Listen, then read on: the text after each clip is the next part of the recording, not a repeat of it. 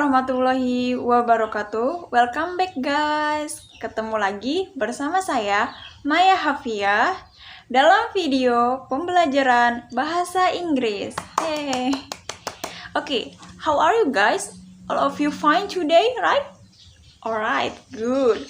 Okay, dalam video kali ini kita akan membahas tentang passive voice. Apa sih passive voice itu?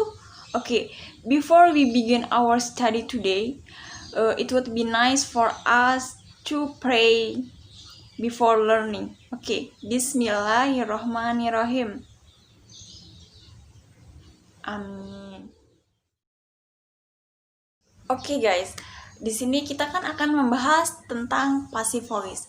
Sebenarnya dalam semua bahasa itu ada yang namanya kalimat aktif dan kalimat pasif. Nah, yang dimaksud passive voice ini adalah kalimat pasif.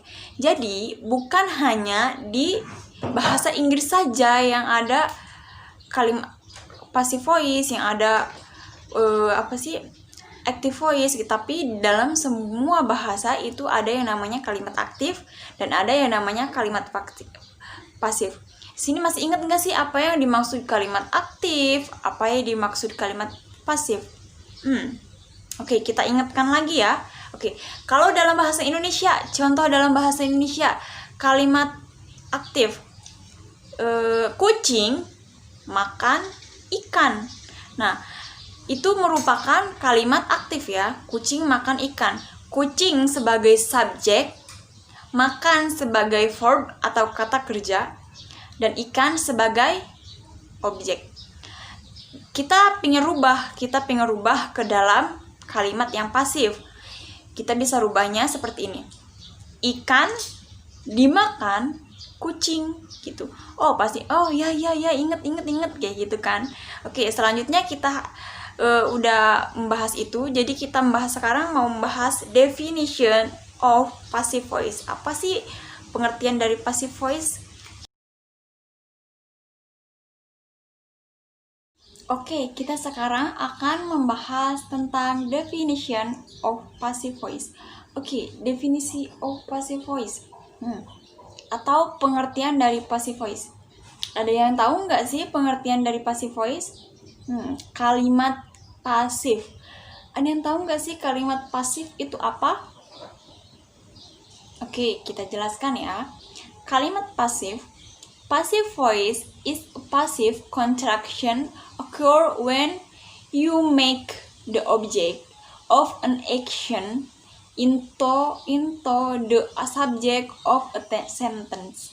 Artinya, kalimat pasif adalah konstruksi pasif yang terjadi ketika Anda menjadikan objek suatu tindakan menjadi subjek kalimat. Atau dalam bahasa Indonesianya, passive voice adalah suatu bentuk kalimat di mana subjek kalimat menerima aksi, bukan yang melakukan aksi. The next is structure of passive voice. Structure of passive voice. There are three. Oke, yang pertama yaitu aturan untuk membentuk kalimat dari aktif ke pasif. Jadi aturannya itu apa aja? Nanti kita sebutkan. Yang kedua, rumus dari passive voice. Rumusnya itu apa? Kan kita belum tahu ya. Yang ketiga, yaitu membahas tentang to be. To be itu apa saja kayak gitu. Sekarang kita yang pertama itu membahas tentang beberapa aturan untuk membentuk kalimat dari kalimat aktif menjadi kalimat yang pasif. Oke, apa saja sih aturannya kayak gitu kan? Yang pertama, subjek dalam kalimat aktif dijadikan objek dalam kalimat pasif. Jadi si subjeknya dalam kalimat aktif itu dijadikan objek dalam kalimat pasif. Jadi ditukar gitu ya. Selanjutnya, objek dalam kalimat aktif dijadikan subjek.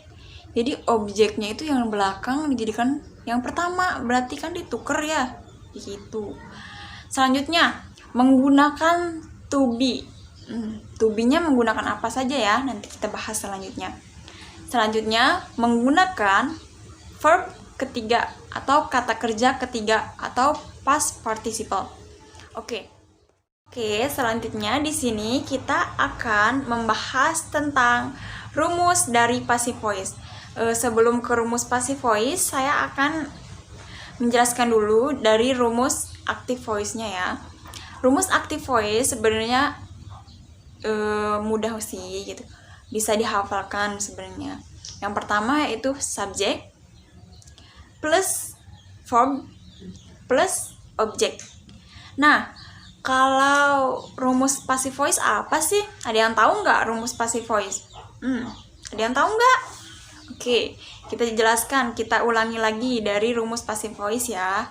Kita ingatkan lagi. Nah, rumus passive voice adalah object plus to be plus verb ketiga atau past participle plus by plus object. Oke, di sini to be. Kita tadi ngomongin to be. Dalam passive voice ada to be. Apa saja sih to be-nya? Yang pertama ada am, ada is, ada are, ada was, ada were, ada being, ada been. Oke, berikutnya biar kita terlatih ya, kita kasih contoh dulu gimana caranya merubah dari kalimat aktif ke kalimat yang pasif. Oke, saya punya contoh gini, kalimat sederhana dulu ya, dari present tense. I teach English. Itu merupakan kalimat yang aktif ya. I teach English. I sebagai subjek, teach sebagai verb, dan English sebagai objek. Oke, kita akan rubah ke kalimat yang pasif. Oke, gimana sih cara merubahnya? Jadi English ini kita pindah ke depan. Jadi English, terus kita kasih to be. Tadi kan ada to be-nya. To be-nya apa sih? To be-nya adalah is. Terus berarti English is. Terus si teach, si verb ini kita rubah menjadi verb ketiga.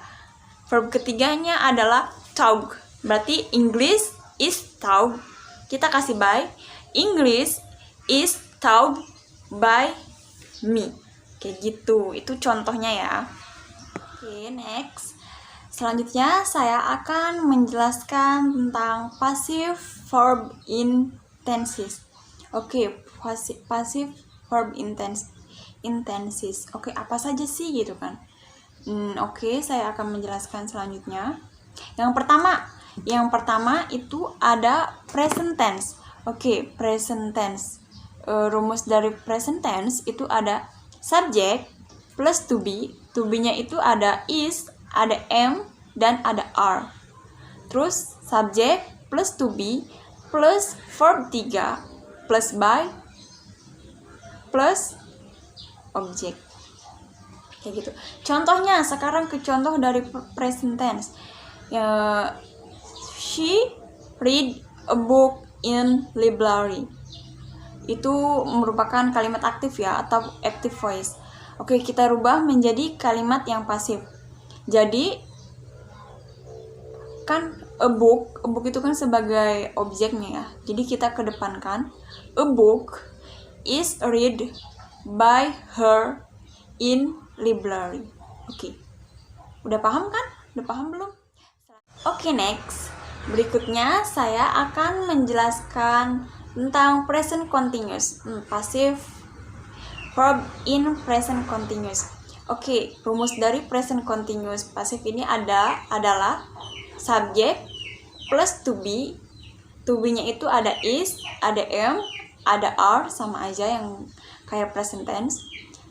Plus being, plus verb ketiga, plus by, plus object.